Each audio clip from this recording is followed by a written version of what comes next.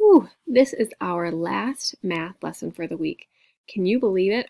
I am exhausted and I bet you guys are too. Try and stick with me for one more thing here and let's see if we can do this.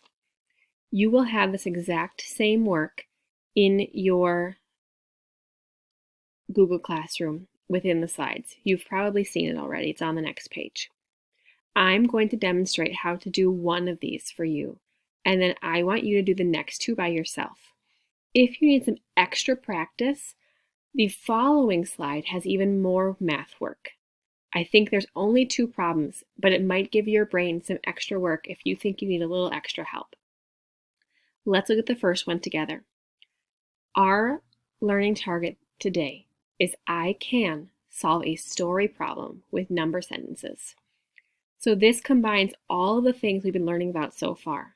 We're counting our totals, we're combining numbers, we're writing number sentences, and the good news is these number sentences look just like the ones we've been practicing in class. Let's read the problem together.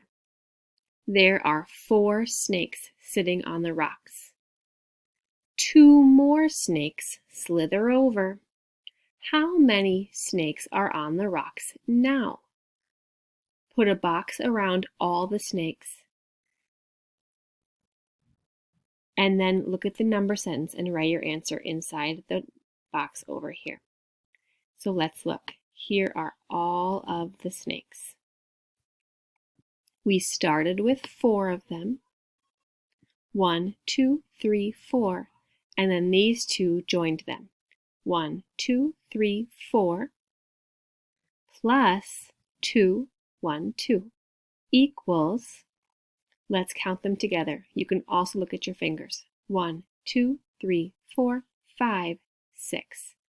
The 6 goes in the box. You need to do these 2 by yourself. See if you can sound out the words, or look at the numbers they've given you and just figure out the picture.